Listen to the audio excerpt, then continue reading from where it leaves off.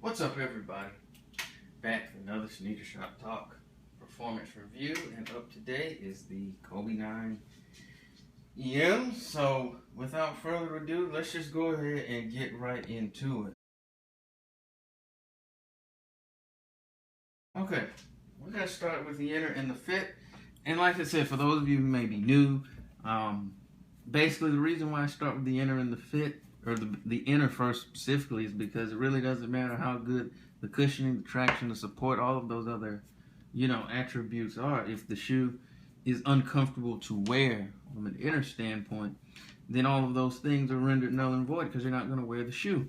The inner is not a problem on this shoe. It's lined with a smooth material, the one real seam that you could run your hand across, which is really where the tongue is. It's sewn in such a way it's not going to cause you any problems. The inner is great there. Moving to the fit here, of course, you've got an engineered mesh upper. It's a little different than that's on the 8s. The construction seems to be a little more open, which I think that's why you have the addition of the Flywire on this one as opposed to the 8. The net effect of this is a wonderful fitting shoe. Right out of the box, the upper's ready to go. There's no break-in time. It flexes and moves with your foot beautifully.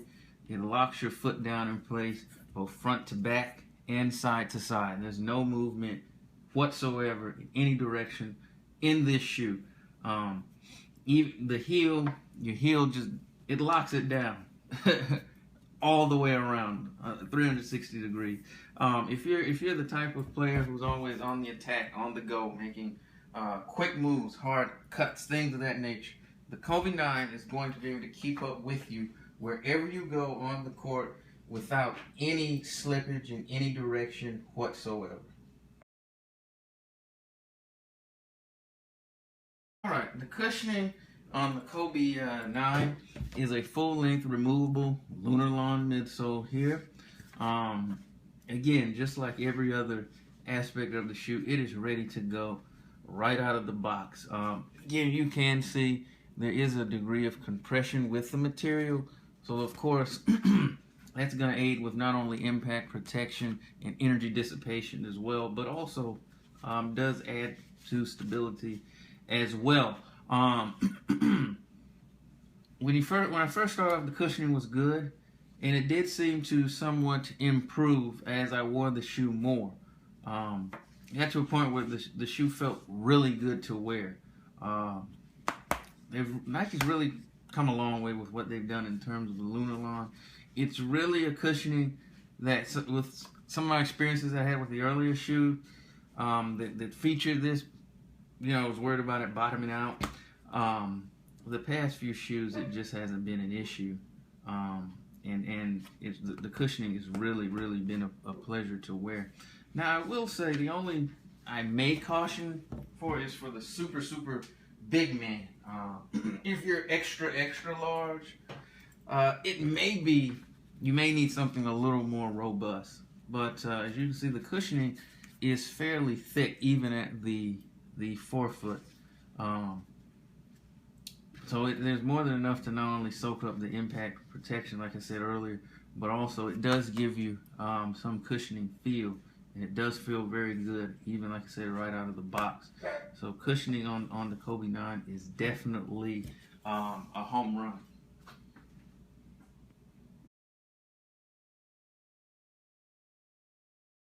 Now, moving down to the traction here on the shoe, as you can see, it's got a different, almost foot inspired traction pattern here.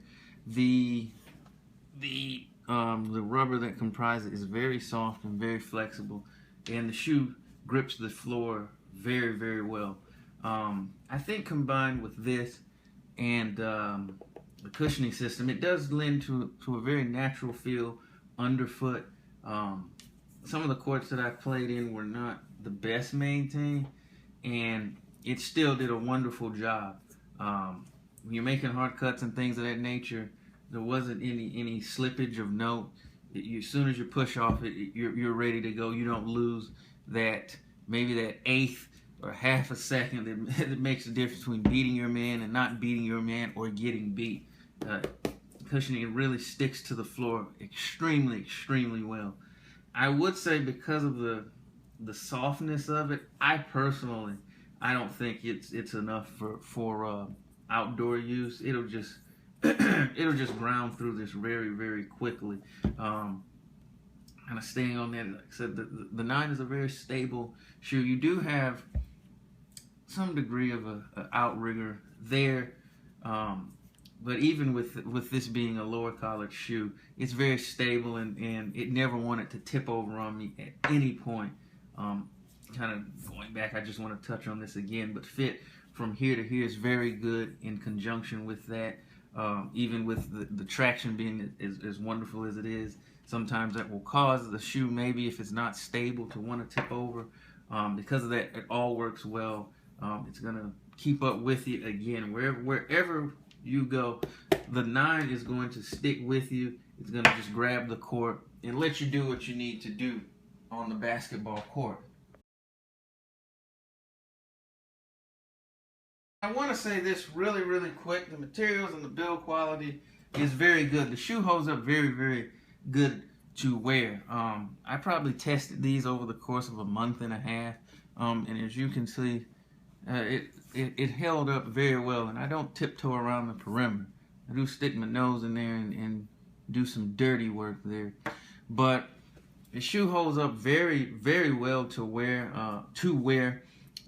Materials is very well, you can see even the swoosh hasn't peeled off. On some of the shoes, like say the 2010 Hyperdunk, you would have the swoosh wanting to peel off, but everything from the material standpoint is very good. And this shoe should be enough to get you through at least a season of wear.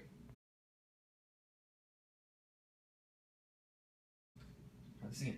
The Kobe 9 is an excellent on-court performer. It is definitely for those type of players who are on the attack. Think of who the shoe is designed for. It's going to keep up with you wherever you go. It excels in the areas, of course. Awesome traction, wonderful fit.